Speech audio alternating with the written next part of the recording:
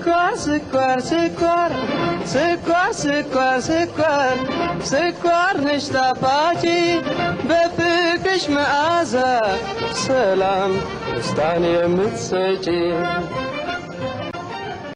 ስኳር ስኳር የስኳር ምርት ውጤታማነት የሚወሰነው ገና በማሳ ላይ በሚተገበር ሳይንሳዊና ጥንቃቄ የተሞላበት የእርሻ ስራ ሂደት በመሆኑ በወንጂ ሸዋ ስኳር ፋብሪካ የመሬት ዝግጅትና የሸንኮራ አገዳ ማሳ እንክብካቤ ተግባራት በከፍተኛ ስኬትና በሰፊው እየተከናወኑ ይገኛሉ።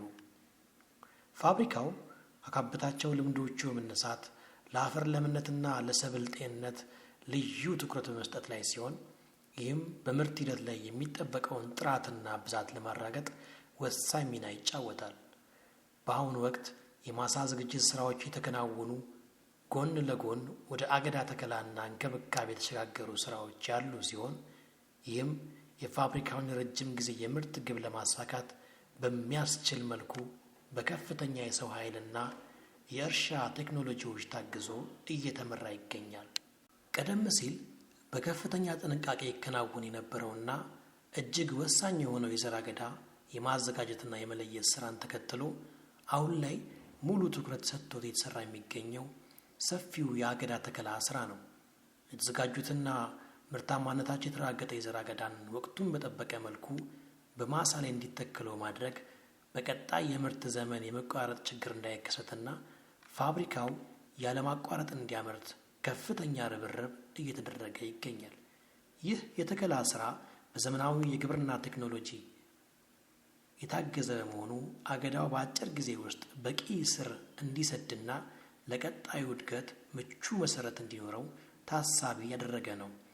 ከተከላ ጎን ለጎንም የተቆረጠና ማደግ ላይ ያለ የሸንኮራ አገዳን በመንከባከብ ረገድ ዘርፈ ብዙ ተግባራት በከፍተኛ ፍጥነት እየተከናወኑ ይገኛሉ።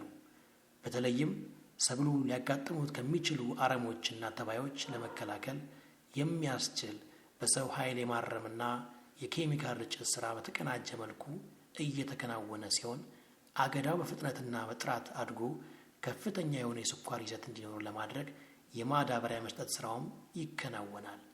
ለዚህም የማዳበሪያ አቅርቦትና ስርጭት ስራው አሁን ላይ እየተጣደፈ ይገኛል። እነዚህ የተቀናጁ የእንክብካቤ ስራዎች ፋብሪካው ከማሳው የሚሰበሰበውን የሸንኮራ አገዳ ምርት መጠን ወደ ላቀ ደረጃ እንዲያሳድጉት የታመነበት ነው። በተጨማሪም የመስኖ አቅርቦትና ስርጭት ስራ በልዩ ትኩረት እየተከናወነ ይገኛል። የሸንኮራ አገዳው በየደረጃ የሚፈልገውን የውሃ መጠን እንዲያገኝ ለማድረግ ዘመናዊ የመስኖ ውሃ ስርጭት ዘዴዎችን በመጠቀም ውሃውን የማጠጣት ስራ በጥንቃቄ እየተመራ ነው። ይህ የማሳው አቅርቦት ስራ አገዳው በደረቅ ወቅትም ቢሆን እድገቱ ሳይገታ እንዲቀጥልና አስፈላጊው እርጥበት እንዲያገኝ በማድረግ ረገድ የማይተካ ሚና እየተጫወተ ነው። በአጠቃላይ ከዘር ዝግጅት ጀምሮ እስከ ተከላ፣ ከመስኖ አቅርቦት እስከ እንክብካቤ ድረስ ያሉ እነዚህ ሰፊ ስራዎች የወንጂ ሸዋ ስኳር ፋብሪካን የምርት ራዕይ ለማሳካት ያላቸው ፋይዳ እጅግ የላቀ ነው። ስሜ ሶርሳ ይባላል። የመሬት ዝግጅትና ካልቲቬሽን ፎርማን ነኝና የፊልድ 51 ይባላል። አጠቃላይ ሄክታር 12.5 ነው። ስለዚህ ይሄ የተሰራው እስካሁን ምናምን ነው 8 ሄክታር ነው። 8 ሄክታር የተወሰነ ሄክታር ይቀራል ማለት ነው። በአንድ ሄክታር ውሃ ሳይ ስላጣጣ እሱን እንጨርሳለን ቀጣይ ማለት ነው። ማሳ ዝግጅት አንፃር መጀመሪያ አረርፍ ለመስራት ለምሳሌ እኛውን አረርፍ ለመስራት መጀመሪያ ማሳ ክሊን መሆን አለበት። ማሳ መጸዳት አለበት። ማሳ ከተጸዳ አስፈላጊ እንደ አስፈላጊነቱ አራር ሶሎ የማሳ ፕሮፋይል ታይቶ አራር ሶሎ የሚያስፈልግበት ቦታ አራር ሶሎ አስገብተን ቀጣይ መዳበራ አረርፍን እንሰጣለን ማለት ነው። አረርፍን እንሰጣለን። አረርፉን እንዴት እንሰጣለን? በማሳ ፋሮሊንግስ አንፃር የሚሰጠው በሬት ይሰጣል። በአንድ ሄክታር 8 ኩንታል ይሰጣል ማለት ነው። እንደራቱ ቆይታ ማለት ነው። ቀጣዩ ስቴፑ ይህንን አረርፍ ከተሰጠ በኋላ ውሃ ይሰጠዋል። በፕላንቴሽን ፎርማን ውሃ እንዲሰጥ ይደረግና ያለውን ኬሚካል ያረጉ ይሄዳሉ ማለት ነው። ካልቲቬሽን እንክብካቤው ለማካሄድ እስከ ለቆረጣ እስከሚደርስ ድረስ እንክብካቤውን ይቀጥላሉ ማለት ነው። አረሪፍ ከተሰጠ አረምና ሌላ እንክብካቤ የሚያስፈልጉ አረም መድኃኒት፣ ሌላውን ደግሞ አስፈላጊ ከሆነ መዳበሪያውን የሚያስፈልግበት ቦታ እንትን ያደርጋሉ። ስለዚህ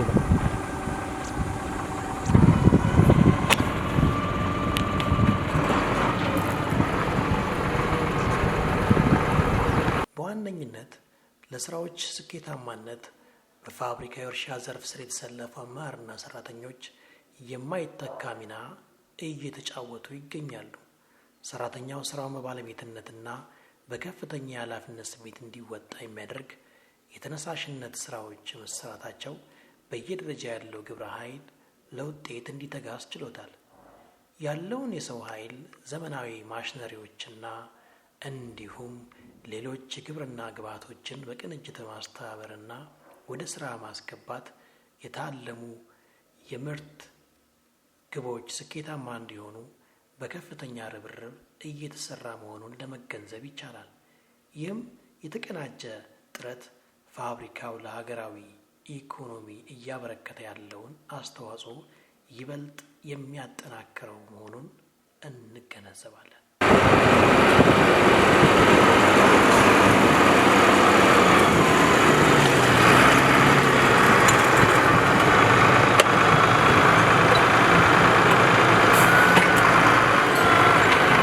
ማርቆስ ቴማሞ ይባላለሁ። የአርዋን ፎርማን ነኝ። የስራ ድርሻችን እንግዲህ አሁን እዚህ አካባቢ ያለን አፕሮች ሰራተኛው ያሰሪው ከላይ በሚሰጠው ፊድባክ ወይም ከላይ የሚሰጠውን መመሪያ በመቀበል በተለይ ራቶን ማሳዎች ላይ ትልቅ ትኩረት ሰጥተናል። አንደኛ ትኩረት የሰጠነው ምንድነው ካለው የሳር አበቃቀል ወይም የስራ ውስጥ አገዳ ውስጥ ያለው ሳር ብዙ ጊዜ አስቸጋሪ ሳሮች ስላሉ ያን ሳር ቀደም ብለን የማጥፋት ስራ ነው እየሰራን ያለው። የመጀመሪያ ሞልድን ከማማን ነው አራር ሶሎ ከማግባቱ በፊት ከዛ በፊት አንደኛ በኬሚካል ሁለተኛ በማኑዋል እያሰራን ነው ያለነው እና ቀጥሎ ያ ማኑዋልና በኬሚካል ከተሰራ በኋላ አራር ሶሎ ይገባል። አራር ሶሎ ከገባ በኋላ በገባው በሳምንቱ ወይ በ15ቱ በትክክለኛው መልክ አራርፍ መዳበሪያ ይሰጣል። ከዛ በኋላ ያለው ውሃ ክትትል አራር መዳበሪያ ከሰጠን በኋላ ቢያንስ መዳበሪያ 5፣ 6፣ 7 ሄክታር ከሰራን ከ2 እና ከ3 ቀን በላይ አይቆይም ውሃ ሳይጠጣ። በየትኛው መቅጣጫ አውቶማቲካሊ በ2 ክሪውን በ3 ክሪውን ውሃ ይጠጣል። ውሃ ስናጠጣ የእያንዳንዱ ደረጃዎች አሉ። ለምሳሌ አንድ ማሳ 3 አንጀር ካለ ወይ 4 አንጀር ካለ የመጀመሪያውን አንጀር ቀደም ብለን እንሰጠዋለን መዳበሪያ ከሰጠን በኋላ እሱን ጨርሰን እንደገና ሁለተኛ አንጀር እንሰጣለን። ሁለተኛው አንጀር አውቶማቲካሊ ወዲያውኑ እንሰጣለን። ሶስተኛው አንጀር ከደረሰ ሶስተኛው አንጀር ያለውን መዳበሪያ ውሃ ከሰጠነው በኋላ ሁለተኛው ውሃ ከመጀመሩ በፊት ቦይ ቁፋሮ እንጀምራለን። በእያንዳንዱ በስታንዳርዳቸው ልክ አንደኛው ካለቀ በሳምንት ውስጥ አንድ ማሳ ከጨረሰን በኋላ በሁለተኛው ውሃ በቦይ ነው ውሃ የምናጠጣው። ለምሳሌ ይሄ የምታይ ነገር ነው፣ በእናችሁ የምታዩት ነገር ነው። በዚህ መልክ ነው የሰራተኛው ተነሳሽነት ዛሬ ምን ይመስላል በሚለው ሰራተኛ በጣም ጥሩ ተነሳሽነት አለው። ምክንያቱም ድርጅታችን በአንድ ወቅት ሊወድቅ 5 ጉዳይ ነበር። ከ3 እና ከ2 ዓመት በኋላ በሁለት እግሩ ቆሞ ዛሬ ያለንበት ደረጃ እሰይ የሚያሰኝበት ነው። መሀከል ላይ አንዳንድ የሆነ ማሳዎች ፌል ቢያደርጉም አሁን እነኚህን ፌል ያደረጉበትን ማሳዎች እያንዳንዳቸውን በእግር እየተከታተለን ምንድነው ማሳው ላይ የምታየው ምን ጉድለት አለ፣ የውሃ ችግር ነው፣ የአረም ችግር ነው፣ የአቆፋፈር ችግር ነው፣ የሌቨሊንግ የእርሻ ችግር ነው የሚለውን በደንብ ዲፕሊ ከተናበበን በኋላ ወይም ከተወያየን በኋላ በሴክሽን ደረጃ ወደ እያንዳንዱ ፍል በእግር ወደ ለውጡ ነው የምንገባው። ምን ያስፈልጋል፣ መጀመሪያ ምን ማድረግ አለብን፣ ከዛ በኋላ ደግሞ ቀጥሎ ምንድነው የሚያስፈልገው የሚለው ቅድም መጀመሪያ ለመግለጽ እንደሞከርኩት በዛ ልክ ነው እንቅስቃሴያችን።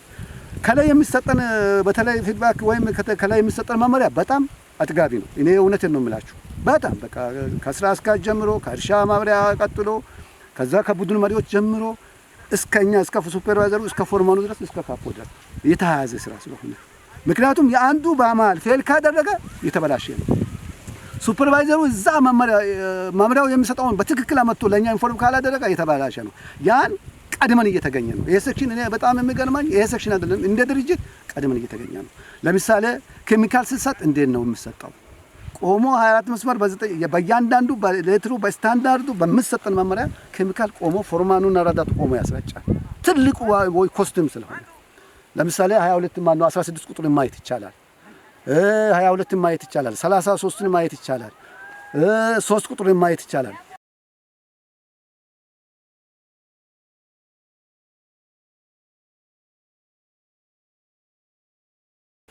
ሰራተኛው በመጀመሪያ ጥሩ ተነሳሽነት አለው፣ መነሳሳት አለ። ደከመኝ ሰለቸኝ ሳይል ራሱን ዋጋ በመክፈል በጊዜም አለጊዜም በማስራት ላይ ነው። በጣም ደስ የሚለኝ የዚህ ሴክሽን ትልቁ ትርጉም ምንድነው? ለሌላም ትምህርት እንዲሆን የምንፈልገው ይሁድ ቅዳሜ አይልም፣ ሲከፈለው አይደለም የሚሰራው። እያንዳንዱ ውሃ ያለ ቦታ እንዳትሄድ ውሃ በፊት እንደው ጥሩ የነበረውን ነገር ጥሩ ያልነበረውን ፊለት ይለቀቅ የነበረውን ከአንዱ ማላንግ ወደ አንዱ ማላንግ አይተላለፍም። በተለይ አራረፍ እዚህ ጋር ባለሙያዎችም ስላላችሁ በፊት የሰራችሁትም እዚህ እርሻ ላይ ስላላችሁ ይሄን ታውቁታላችሁ። ከአንዱ መስመር ወደ አንዱ መስመር ከባለፈ ሰዓት አጥቦ ነው ማዳበሪያ ይዞ የሚሄደው። ያ እንዳይሄድ ቦይ ይቆፈራል፣ እዛው ላይ ይቀመጣል፣ እዛው ይጨርሳል። ያ ውሃ 24 ሰዓት መቆየት የለበትም። ይዛ ማሳ ውሃ በበዛ ሰዓት ከማኑ መድኃኒቱ ወይ ዩሪያን ወዴት ነው? ወደ መሬት ውስጥ ነው የሚያስገባው። እዛው ውስጥ ስር ያስቀረዋል።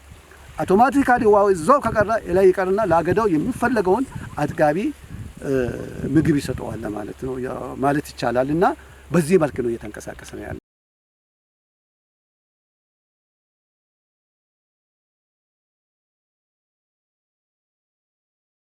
መልእክት አለኝ ብለው የምለው ይበልጥ በፊት ሲደረግ የነበረው አንዳንድ ነገሮች ለሰራተኛ ምንም በሰራተኛ ዘንድ ከላይም ከታችም ቅሬታ እንዳይኖር ከሰራተኛ ጋር ተያይዘን ነው የምንሰራው። እኔ ብቻ አይደለም የምንሰራው፣ ወይ ከኔ በታች ወይ ከኔ በላይ ወይ እዛው ያለው ሰው ብቻ አይደለም። ይሄ ሰራተኛ ይዘን ነው የምንጓዘው ነውና አሁን እስካሁን ያለው ነገር ጥሩ ነው። በተለይ በግብአት ደረጃ እኔ አሁን ደስ የሚለኝ ምንድነው ግብአት ስለ አንድ ነገር ትዝ የሚለኝ መዳበሪያ ያጠንበት ጊዜ ነበርና ዛሬ ሁሉ ነገር በእጃችን አለ። ግብአቱ፣ ኬሚካሉ፣ የምንሰራቸው ስራዎች አውቶማቲካሊ በእጃችን አለ። ያን ተጠቅመን እኛ በሞራልና የልብ ስራ ከመሬት የነካ ስራ እኔ አሁን የሚገርመኝ ነገር ሽንጋላ እንዳይሆን ውሸት እንዳይኖር ድርጅት ውሸትና ሌብነት አንድ ናቸው።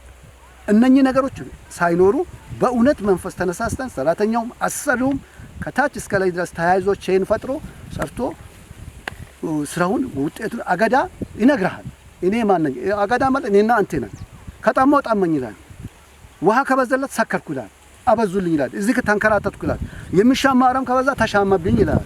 ስለዚህ በዚህ ልክ አገዳ ስለሚናገር አገዳ ደግሞ በዚህ ምድር ካሉት ነገሮች ወይም ከሚሰጡን ነገሮች አትክልቶች አንደኛ የዋሱ ውሃን የሚቋቋም ሁሉ ነገር የሚቋቋም ነውና እንደ ራሳችን እንደ ወለደናቸው ልጆች ማንከባከብ ይገባናል።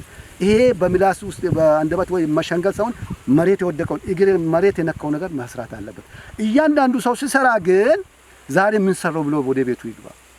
ዛሬ እኔ ምንድነው የሰራሁት ብሎ ራሱን እንዲያይ እና አለበለዚያ ውጭውን ብንዞር ዛሬ ነገ ውድቀት ላይ ነው ስለምንወድቅ፣ ስለዚህ ያን እያንዳንዱ አትሳይን በማድረግ ተነሳሽነቱን ከራሱ ይጀምራል። ምን ሰራው ከሚለው ስለምንነሳ በዚህ ብነሳሳ ጥሩ ውጤታማ ይሆናል የሚል እምነት አለኝ። እናመሰግናለን።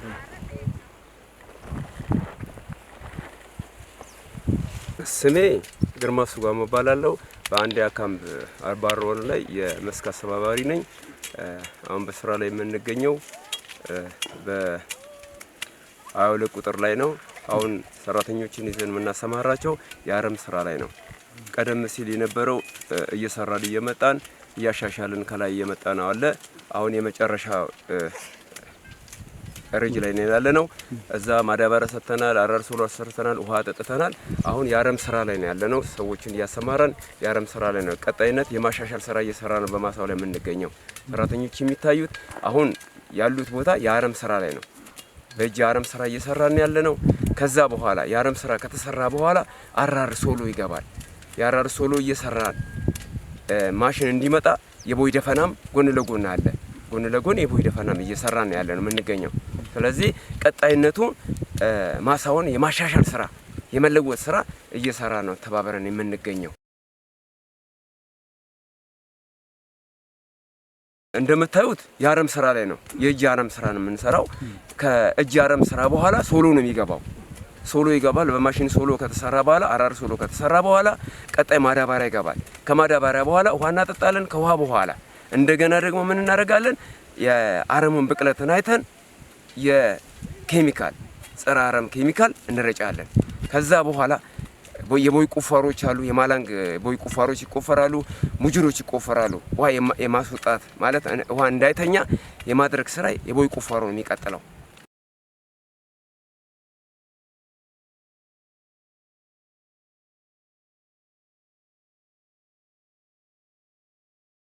ቀደም ሲል የነበረው ማሳዎቹ አሁን ያለውበት ፊልድ 22 ላይ በጣም አስቀያሚ ማሳ ነበረ።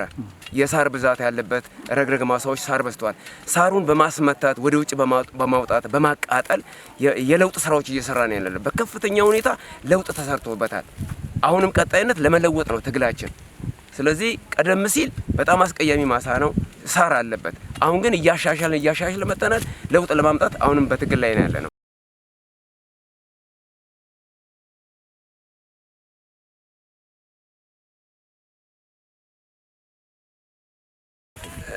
ትልቁ ነገር ሰራተኛ ላይ መስራት ነው። ሰራተኛ ላይ አእምሮ ላይ መስራት ነው። የስራ ፍላጎት እንዲኖረው፣ ተነሳሽነት እንዲኖረው ለውጥ የሚመጣ የመጀመሪያ ሰራተኛ ላይ ነው። አእምሮ እንዲቀየር፣ የስራ ፍላጎት እንዲኖር ማድረግ ነው። ይሄ ማለት ምን ማለት ነው? በጣም የከበደበት ቦታ ወደ ቀለለ እያጣጣምክ ስራውን እንዲጣፈጣቸው ወይም የስራ ፍላጎት ተነሳሽነት እንዲኖራቸው ማድረግ ነው። አሁን ባየንበት ወቅት ላይ ሰራተኛ ጥሩ የመነሳሳት እንትን ላይ ነው ያለው። እሺ፣ አመሰግናለሁ። እሺ፣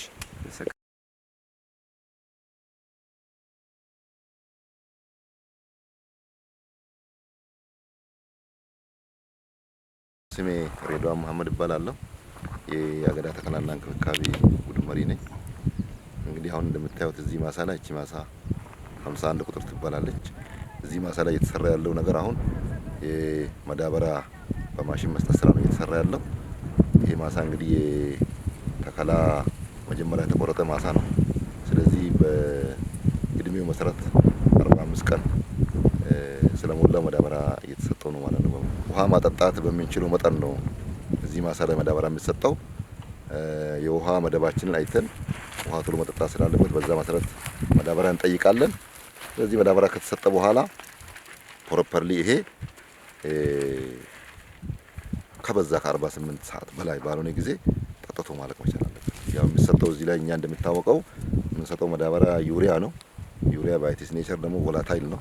በፀሐይም የትነት እንትን ስላለው ቶሎ ውሃ ማግኘት አለበት። አሁን እንግዲህ እንደምታዩት እቺ ማሳ 14 ሄክታር ከምናምን ነች።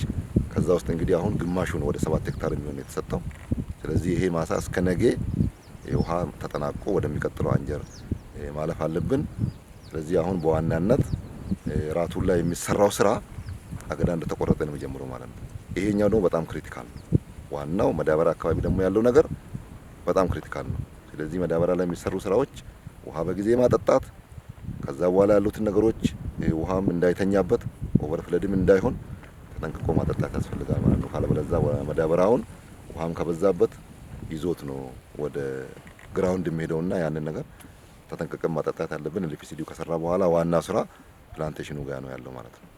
እሺ፣ ያው እንግዲህ 45 ቀናት ውስጥ የተለያዩ ስራዎችን አልፏልና እስካሁን ያለፈበት የስራ ሂደቶች ምን ይመስላሉ? ውጤታማነት ውስጥ በዛው ልክ እንግዲህ ማሳ ከተቆረጠ በኋላ መጀመሪያ የሚደረገው ነገር ማሳው ይጸዳል። ግዴታ ከአንዳንድ ተባይ የሚያመጡ ነገሮች ይኖራሉ። እነኚህ ለአገዳ የሚሆኑ ትላትሎችን ሊያመጡ ስለሚችሉ መጀመሪያ ደረጃ ማሳው ይጸዳል። ማሳው ገለባው ይጸዳና ይቃጠላል።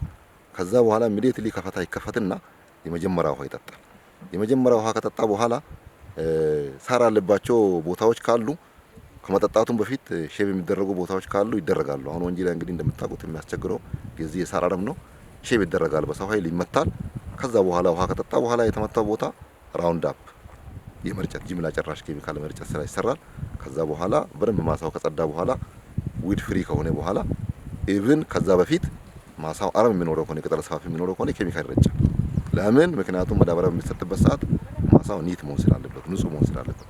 ከዛ በኋላ ማዳበሪያ ከመሰጠቱ በፊት እነኚህ አክቲቪቲዎች ይሰራሉ። ይሄ ከተስተካከለ በኋላ ማሳው ኤጁ ከደረሰ 45 ቀን ከደረሰ ማሳው ደፈና ይደፈንና ማዳበሪያ ይሰጣል ማለት ነው። ማዳበሪያ አረም ላይ አይሰጥም። ቶታሊ አረሙን ንጹህ ማድረግ ያስፈልጋል። አይዘር በሰው ኃይል ካልሆነ ደግሞ በኬሚካል ባለ አማራጭ ማሳውን ከአረም ፍሪ እናደርጋለን ማለት ነው። እነኚህ አክቲቪቲዎች ቀድሞ የሚሰሩ ናቸው ማለት ነው።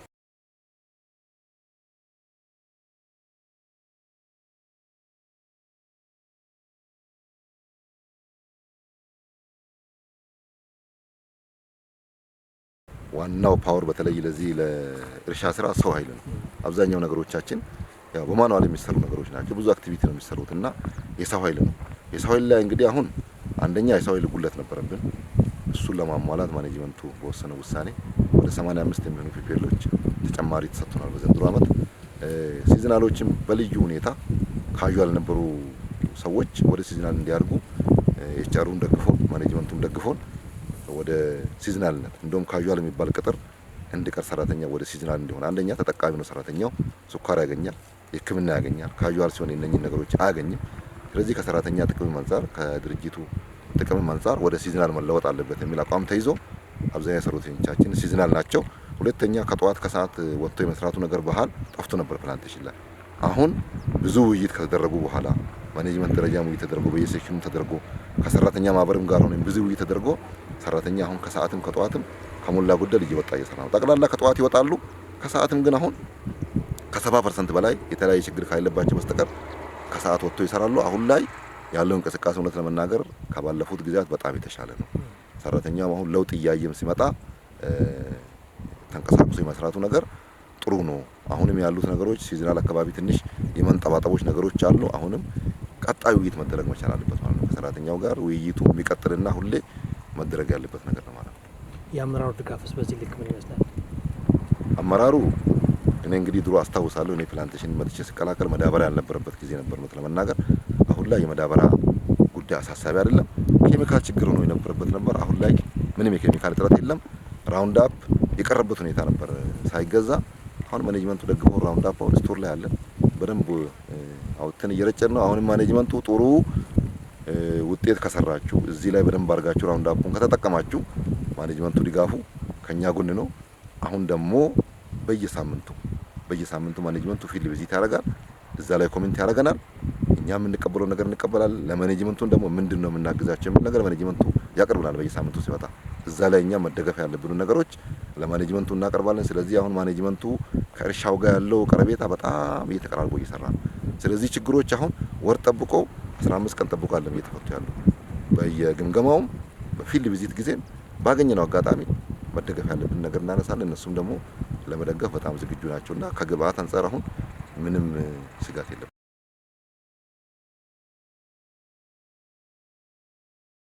እንግዲህ በመጨረሻ ማስተላልፈው መልእክት ያው እናንተም እንደዚህ ከጎናችን ቆማችሁ ሁሌም ስራችንን ተከታትላችሁ ለሚመለከተው አካልም ማድረስ ነው። ሌላው እንግዲህ ሰራተኞቻችን ወንጂ አሁን ጥሩ ለውጥ ላይ ነው ያለው። ይሄን ለውጥ አውቆ በደንብ አድርጎ ሰራተኛው ይሄን መከተል መቻል አለበት። ይሄ መስራት አለበት። በተለይ ደግሞ ከባዱ ችግር አሁን ወንጂ የሳር አረም ነው እያስቸገረን ያለው። ስለዚህ እዚህ ላይ በደንብ አድርገን በተለይ ቆረጣ ማሳዎች ላይ ከተቆረጡ በኋላ እንግዲህ ትርፍም ያለው እነሱ ላይ ነው። የተከላ ማሳዎች ብዙ ወጪ ያለባቸው። ስለዚህ ቆረጣ ላይ በደንብ አድርገን መስራት ይኖርብናል። ሰራተኛው ከዚህ ከኛ ጎን ሆኖ መስራት መቻል አለበት። ማኔጅመንቱ በደንብ የጀመረውን እርሻ ላይ በደንብ የሰጠውን ትኩረት አጠናክሮ መቀጠል አለበት የሚል ሀሳብ ለማስተላለፍ